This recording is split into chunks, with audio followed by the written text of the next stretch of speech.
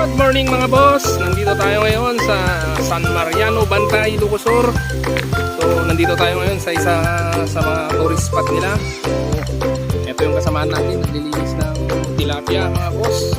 Tilapia na walang bulbul. Tilapia na ano pala mga boss, walang balahibo. Ayan, tapos nandun yung mga kasamaan natin. Nandun sila, so punta natin. Ayan.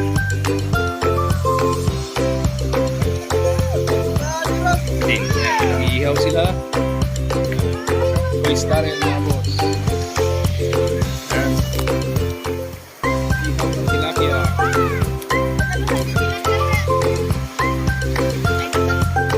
Ayan, ito. Ito yung ano mga boss. Pato. Dalawa kasi kaya pato, pero kung isa lang yan, pawan mga boss. Ito naman si Boss Killer. Ayan. Kakatay ng kahoy. Ay, manok pala. Ayan mga boss. Ito naman panong diskarte. Bang tinola ito eh, Stan.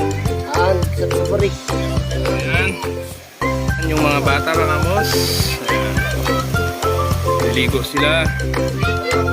Nag-enjoy sila mga boss. Meron pa doon, papunta doon, pero malayo na masyado. Marami kaming mga dalang bata kaya hindi na kami nagpunta doon sa mismong pinanggagalingan ng tubig. So yan lang muna mga boss. Update ko kayo mamaya pagkainan na. Okay, nandiyan si Kuya, nagbebenta ng ice cream mga boss. So tara, kuha lang kayo pero bayaran nyo ha. Hindi siya. Bigyan mo siya ding. Bali, lima. Ano dito na yung mga ay, may misa pa rin, misa? Lab, balot ko yung mata. Kurka ay din. Sa mga lakorta mo. Kung binibigyan boss. Anong gusto mo din siya? Yan na. Nabuksan mo na yan. Pare.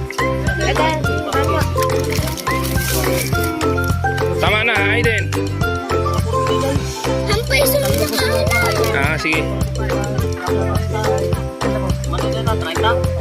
Ayan. So, ayan mga boss. Tignan nyo naman yung mga bikers. So, nakarating din dito. Ayan. Jeez. Ayan, bumabanat na sila mga boss. Tapos meron pa dyan, oh. First class na trivia ng baboy mga boss. Ha? Ayan. Ayan, yan na. Kompleto na kami mga boss. Ice cream. Natin kung paano bumanat si Killer Eye. Ayan mga boss.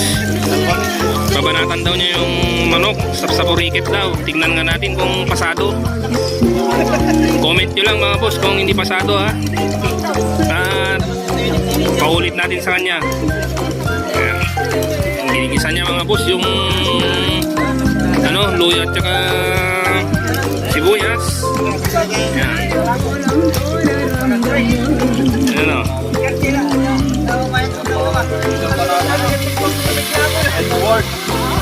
Ayan si Ka Edward aka Killer. James Edward. Ayan o. Kung gusto niyo pang kung gusto nyo mas malaman yung mas matigas na pangalan niya, comment nyo lang mga boss. Yan o.